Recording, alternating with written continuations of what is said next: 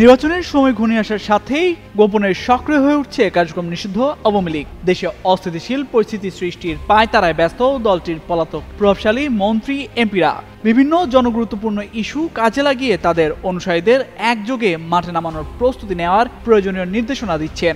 এক্ষেত্রে ঢাকার সঙ্গে দেশের বিভিন্ন অঞ্চলের যোগাযোগ বিচ্ছিন্ন করতে নাশকতার টার্গেট হিসেবে গুরুত্বপূর্ণ মহাসড়কের 5টি পয়েন্ট বেছে নিয়েছে দলটি।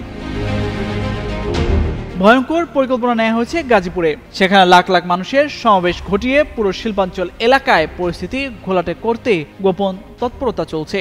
আর ঢাকার গুরুত্বপূর্ণ প্রবেশমুখ নারায়ণগঞ্জের কাঁচপুরে নৈরাজ্য সৃষ্টির অপচেষ্টা করা হচ্ছে। এছাড়া স্পর্শকাতর স্থান হিসেবে ফরিদপুরের ভাঙ্গা মোড়, কুমিল্লায় ঢাকা চট্টগ্রাম মহাসড়ক এবং ঢাকা টাঙ্গাইল যমুনা সেতু সড়ক বেছে নেওয়া হয়েছে। গোয়েন্দারা এসব তথ্য নিশ্চিত হওয়ার পর সর্বোচ্চ সতর্ক অবস্থায় আছে পুলিশ। এসব বিষয়ে গাজীপুর, নারায়ণগঞ্জ, কুমিল্লা, ফরিদপুর ও টাঙ্গাইল থেকে যুগান্তরের ব্যুরো প্রধান ও প্রতিনিধিরাও নানা তথ্য পাঠিয়েছেন।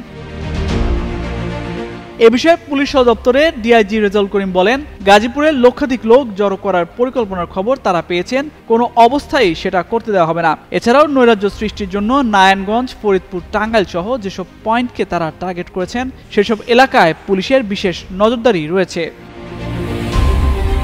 জানা যায়, পলাতক নেতাদের পরিকল্পনায় বেশ কিছুদিন ধরেই আওয়ামী লীগ ও সহযোগী সংগঠনের নেতাকর্মীরা ঢাকা সহ বিভিন্ন স্থানে পরীক্ষামূলকভাবে ঝটিকা মিছিল বের করেছেন। তবে ভেতরে তারা বড় ধরনের নাশকতার ছক নিয়ে তৎপরতা চালাচ্ছেন। গাজীপুর সিটি কর্পোরেশনের সাবেক মেয়র ও কার্যত নিষিদ্ধ আওয়ামী লীগ নেতা জাহাঙ্গীর আলম এর নেপথ্যে কলকাঠি নাড়ছেন। ইতোমধ্যে তার একটি অডিও বার্তাও বিভিন্ন সামাজিক যোগাযোগ মাধ্যমে ভাইরাল হয়েছে।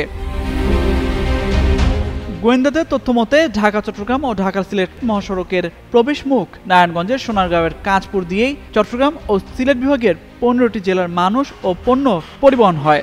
নৈরাজ্য সৃষ্টির মাধ্যমে এই পয়েন্ট আটকে দিতে পারলেই বন্ধ হয়ে যায় দেশের অর্থনীতির বড় লাইফলাইন। সেই লক্ষ্যই নির্ধারণ করেছে নিষিদ্ধ দলটি। বিপ্লবী সড়ক পরিবহন শ্রমিক ফেডারেশনের কেন্দ্রীয় কমিটির সাধারণ সম্পাদক আসলাম খান বলেন, ঢাকা চট্টগ্রাম ও ঢাকা সিলেট মহাসড়ক সবচেয়ে বেশি গুরুত্বপূর্ণ।